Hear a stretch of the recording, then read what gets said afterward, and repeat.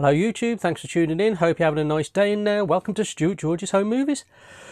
I've got 9 home movie watches and I got 1 cinema trip. Now the reason why I went to the cinema, I haven't been for about 5 or 6 years, since the last one was Joker.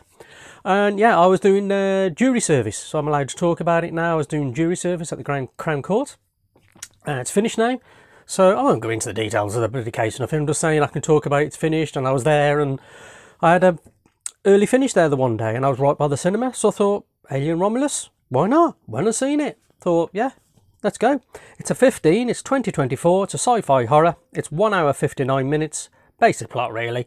Space colonisers come face to face with a terrifying life form in the universe while scavenging the deep ends of a certain space station.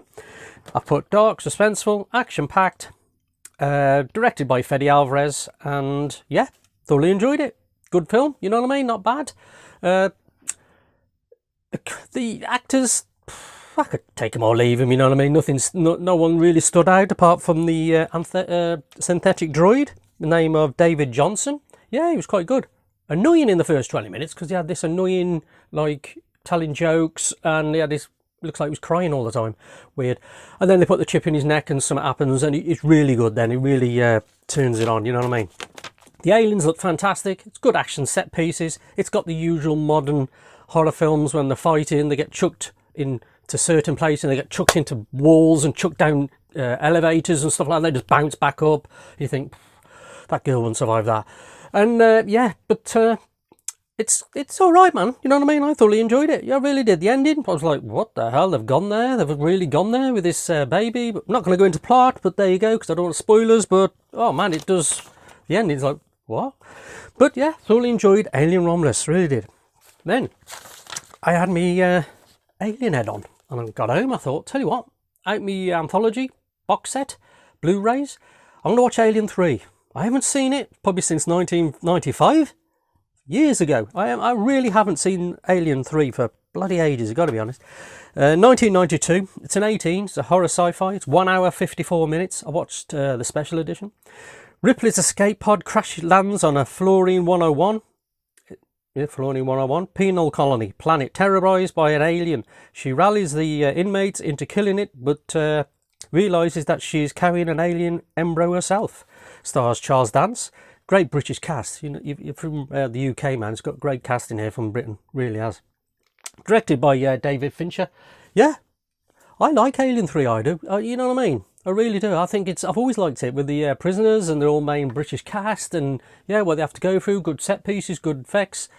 The effects are alright. They're dated a bit now. Years ago they used to look really good, but first time I watched it since probably 96, something like that, 3 years after it came out, and yeah, it hasn't aged well really, the CGI. It's a bit ropey in places, but the model aliens look fine, you know what I mean? It's got good action in it.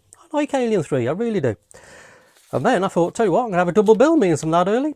So I went with Alien 4, Alien Resurrection. Now, I've never been keen on this. I've got to be, it's all right. I don't like the look of it that much, really. I really don't.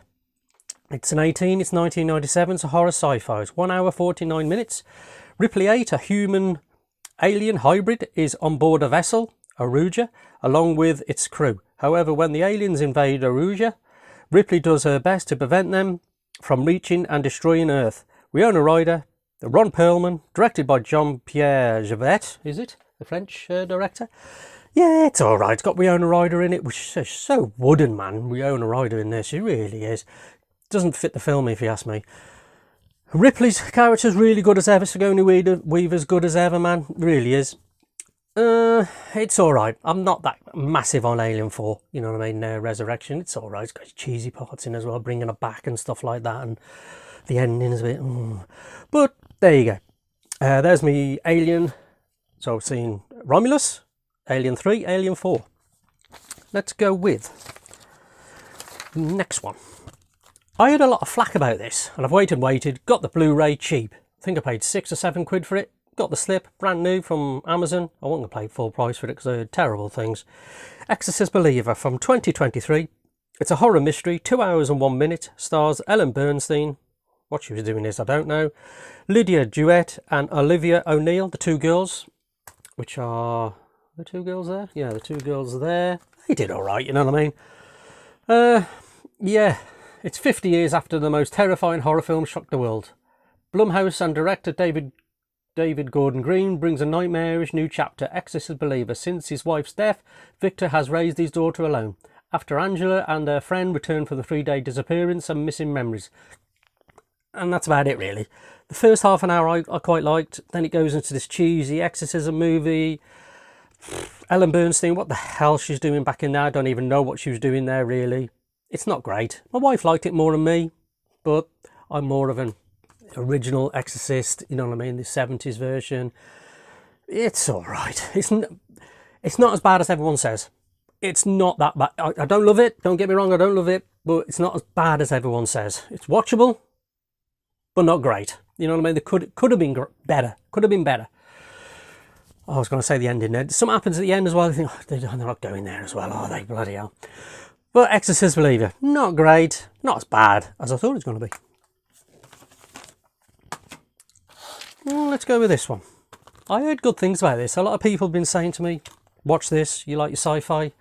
I do like my sci-fi. Dark City, from 1998, it's a 15, it's a sci-fi thriller. It's 1 hour, 40 minutes.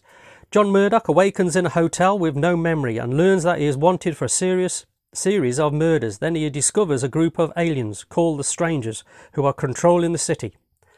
It's got a great cast. Rufus Sewell, Kiefer Sutherland, Jennifer Connelly, William Hurt and Richard O'Brien, one of the Strangers. Visually, it looks great. Story-wise, I weren't into it, man. It's too deep for me. I like my sci-fi quite simple. Like Planet of the Apes, flying into the future, you land on Earth, it's run by apes. There's it. What else can we go? You know what I mean? Terminator comes in from the future, in the past, and things like that, tries to help out, stop the world from dying. Stuff like that. I don't know. This has got too many things going on with these strangers in the Earth, it's in space, it's like one city, it's one dark city, there's never daylight.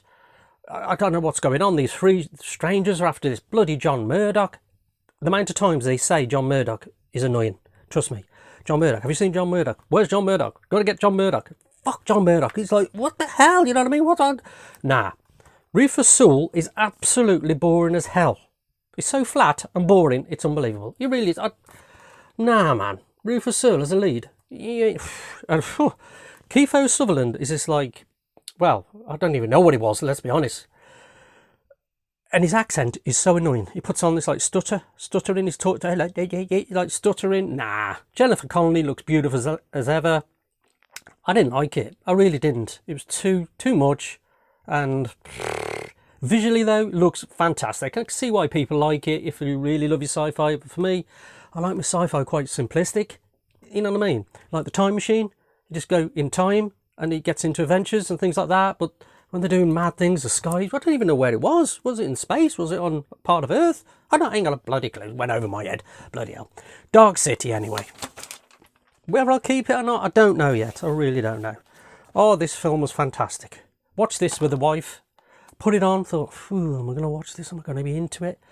Tell you what, it's absolutely fantastic. If you've not seen this, Chef, it's bloody awesome. It really is. It's so upbeat. It's great.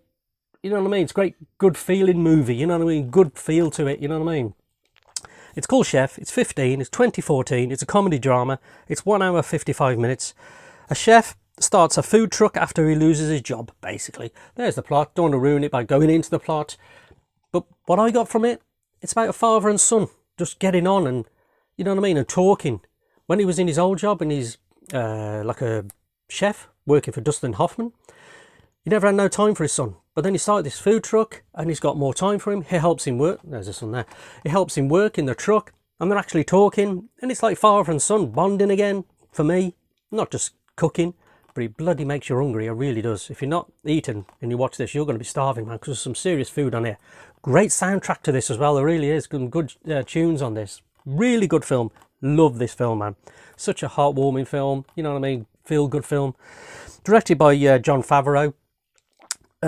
Written it by Jon Favreau, and normally I'm not the biggest Jon Favreau fan. The most I can deal with him is in Elf. That's about it, really. And I know he did the Iron Man films. John Leguizamo is fantastic, man. You know what I mean? I don't know if you can see a picture of him there. No. Oh, he's just in there. John Leguizamo. He was in Cletus Way, was it, years ago? Why am I getting mixed up there? I don't know. But he's fantastic in this, man. Both of them are. John Favreau, John Leguizamo, both fantastic. The little kid's really good. Heartwarming tale. Love Chef, really did. Then went on to, oh, let's come on to that one. Yeah. If you like the Titanic story, try this one. Night to Remember with Kenneth More. It's from 1958. It's a PG. It's an action drama. 2 hours and 3 minutes. Kenneth More, Ronald Allen, Robert Hayes. Directed by Roy Wood Baker. It's a great tale, this is, man.